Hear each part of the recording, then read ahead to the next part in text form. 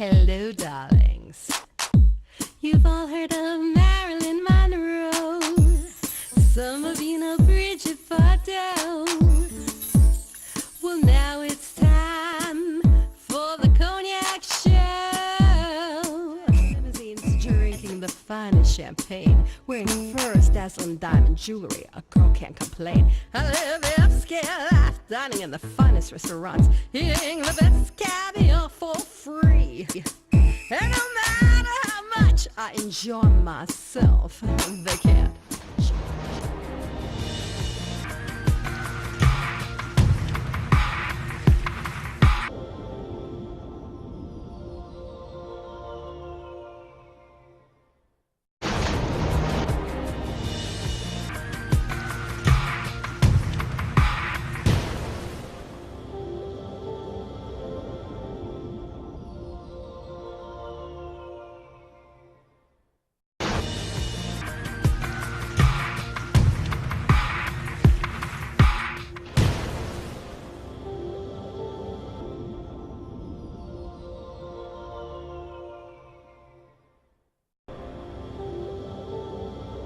Why you're such big supporters of Oceana. 71% of our surface is water, so water is crucial to the environment. That's true. And you have to protect it because that water will all die and perish. And especially today with, the awareness with the oil spill in the Gulf, I mean, it's really crucial that we protect our oceans and our water supply. I'm Sam Waterson. I'm on the board of Oceana. Yes, I know you are, darling. Tell my audience why you are such a big supporter of this wonderful cause. Because I love the sea. I've spent a lot of my childhood. Beings really are a force of nature, as big as any other force of nature, and it ain't all good. And if we don't do something in the immediate future to reverse the course we're on, we'll lose the ocean as we know it. There'll still be waves out there and all that stuff, and it'll still be beautiful on sunny days. Vera, tell my audience why you are such a big supporter of tonight's cause. Well, first, I'm supportive of anything that Lois Zaro puts her head around, and she's really very, very dedicated to this cause. And I think so little of us realize the impact of what's going on in society and how it affects the wildlife. So that she can call this kind of attention and give this kind of event is kind of extraordinary, and that's sort of typical of Lois. Because whatever she puts her head into, she gets it done. We're here at the Oceana Splash Party in the Hamptons, and I'm here with Mr. Jackson Browne. What a pleasure to meet you. Thank you. Yes. Thank you. Tell my audience why you are such a big supporter of Oceana. I support Oceana's work because of, especially at this moment in time, it's so critical to defend the oceans, to defend the natural world, and they've been going at it for a long time.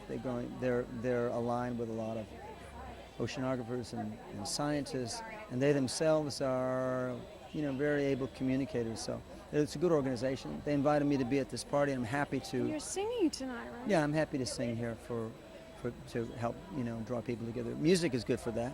Yeah, music is excellent for that. Maybe you'll write a song, right? I am writing a song. About Oceana. No, it's about plastic in the ocean, though. Okay, that's close enough. That's the same thing. Yeah. We're all talking about the same thing. We're all talking about defending the natural world, defending the ocean, and people think that the ocean is endless, that it's infinite, but it's not. It's really not. And I was recently on a ship in the Galapagos Island with a whole bunch of scientists and oceanographers. Among them, Sylvia Earle, who's a very famous oceanographer. And what she tells us is that the ocean is really at a tipping point now. We're at it's about 90% depleted. I mean, the reefs are dying. Fish are completely. You're going to go to order sushi next year. You're going to go into a sushi and they're going to say, "Oh yeah, we don't have that. We don't have bluefin sushi," or it's going to cost. Or we can, you can go to Japan and like people that are stockpiling because tuna is overfished, salmon is overfished, but that's not the worst of it. The worst of it is that the ocean itself has got dead spots in it. In the 5 ocean gyres, there are spots where nothing's growing, where nothing can grow, and they're filled with plastic. And the plastic outweighs plankton 7-1. Plankton is what fish eat. So they eat the plastic. Pretty scary. It is scary. It's horrifying.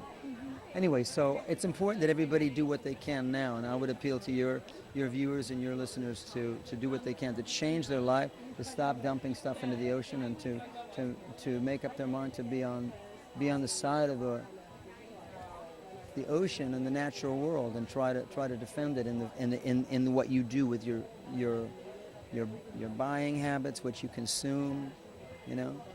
You know, like only 1% of the plastic bags that people are given, you know, supposedly for free, they're not really free, because they're actually, they charge you in the base price of the food is the cost of giving you these free bags. But then like in California, for instance, it costs like, I think $3.5 billion a year to try to clean it up. They're not free. They're not free to anybody. And you know, you can just simply refuse it. Just don't take those bags. Don't use them. There's a movement to ban those bags in California. My husband does all the food shopping. We'll have to tell him don't take the plastic bags. Take the canvas bag. You know, keep it in your car. Yeah. When you forget it, go back out to the car and get it. Say, I'll be right back. You go back out and you get the bag, and you use that, and don't, you know, it's hard. You got to retrain yourself, but it's, you know, it's not as hard as. You can't do anything. You can't, like, you won't be able to restore the ocean. We really must do everything we can to help preserve the world, right? Yes. And any way we can do it. Tell my audience, where can they go on the internet?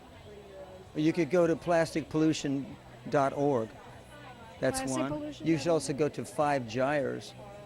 That's a great spot, because people are, as scientists and activists are always talking continuously about ways to do this. So 5gyres.